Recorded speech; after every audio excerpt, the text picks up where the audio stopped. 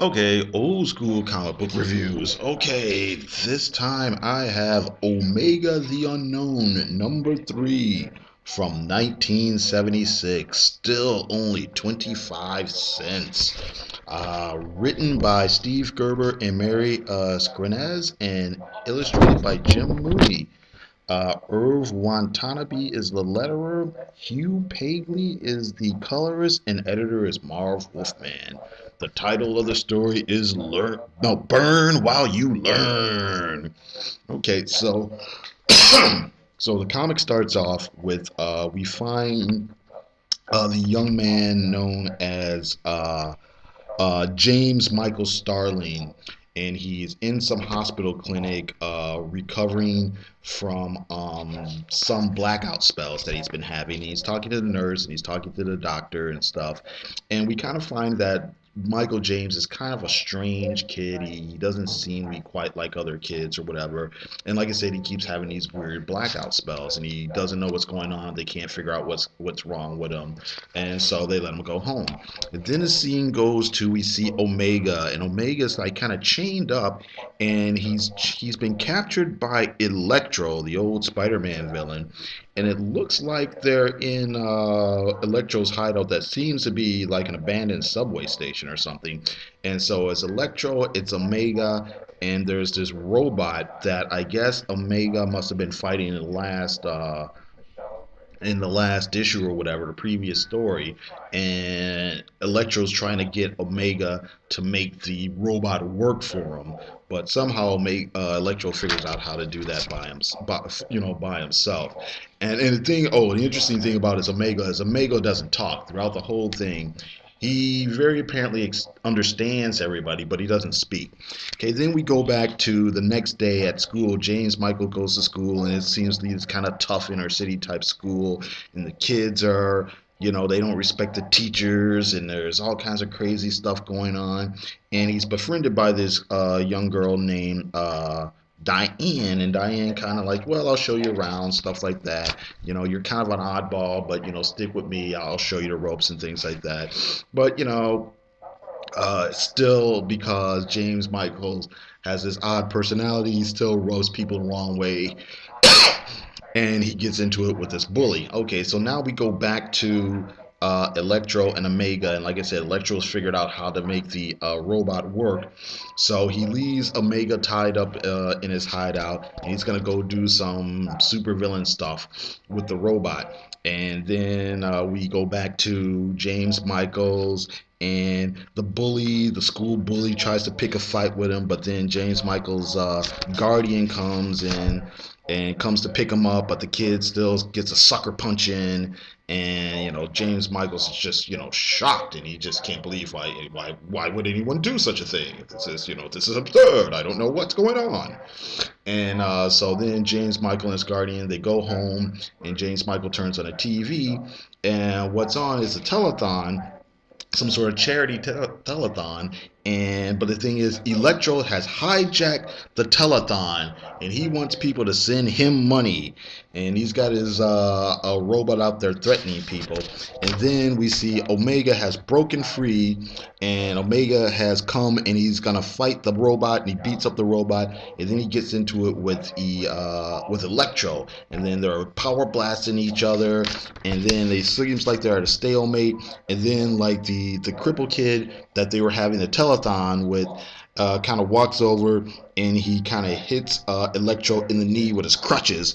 And then with Electro with Electro distracted, then Omega is able to get the upper hand, and he blasts Electro and knocks him out.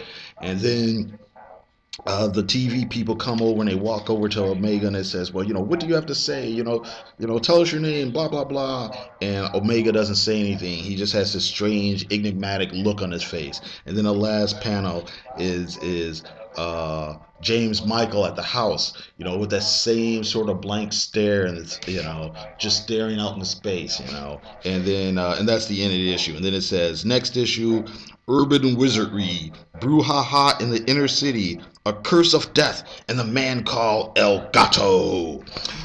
This was a pretty odd comic book that was published by Marvel Comics back in the 70s. I don't think it lasted more than like maybe 8 issues or so. And the thing is, they never really. Well, let's put it this way.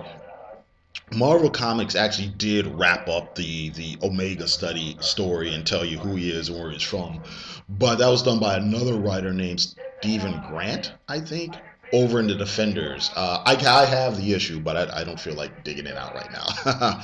But Steve Gerber and Mary Skrenes never got to do their version, you know. And the thing is, in the comic itself, you know, you had the James Michael story, and then you had the Omega story, and they are obviously connected some way, but you never really knew how. You know, it goes. I'll read the little blurb they used to put on the. I don't know even know what you used to call these. I don't know. Tagline's not right, but in the older comics, they used to give these little synopsis of what the comic book characters were at Marvel. So I'll read this. It says, Enigma the First, the lone survivor of an alien world, a nameless man of somber, impressive visage, garbed utterly inappropriate in garish blue and red. Enigma the Second, James Michael Starling, age 12, raised in near isolation by parents who he discovered on the day they died were robots. Enigma the Third, the link between the man and the boy, penetrating to the depths of the mind and body, causing each to question his very reality itself. Stan Lee presents Omega the Unknown. So it was really odd. It was a really odd experimental comic. Let's see here. Some of the other fun things in here, of course, it's 1976 comic, so you had those old school ads. So you got all the classified ads, turn your poems into songs, ads for old comics. Look Who's Smiling Now, who used to be on like every other comic during this time period, where you have this smiling guy wearing a suit and tie, and it's about furthering your education. And ads for Slim Jim. Here's an ad for Spider-Man mood rings. What else? Get in the spirit of Marvel 76. There's t-shirts with Captain America and Captain America and other characters. Sugar Daddy candy ads. What else is fun in here? Well, you got the Marvel checklist here, other comics that were coming out that week. But here, there's a pretty funny on the letters page. They've got a few letters in here, and there's this here 1, 2, 3, 4 letters. 3 of them are positive, and 1 is super negative. And and the one that's negative, it looks like they addressed it to Stan. The other ones say, "Dear Steve and Marv," the writer and editor. "Dear Steve, Marv, and Jim." But this one says, "Dear Stan, I deplore the direction you Marvel manipulators are twisting the lives of certain characters under the guise of realism. Why the psychological drama? Where are your PhDs in psychoanalysis? Do you think this sells comic mags these days? Or is it your own ego trip? Omega is a sick comic. No child of mine will ever read the issue of it if the first issue is any indication of what Steve and Mary are trying to do. Their style of writing is choppy, trite, melodramatic, and shallow. They've lifted a nervous breakdown hospital thing and the character of Amber, Mary Jane from Spider-Man, the dual universe thing from Captain Marvel, but maybe I'm getting ahead of myself on this first issue. Please save us from comic book writers with delusions of grandeur. We don't want you to take the medium in this direction. And please, no cop-outs about giving your characters depth or making it easier for your readership to relate. I'm having a heck of a time even caring anymore.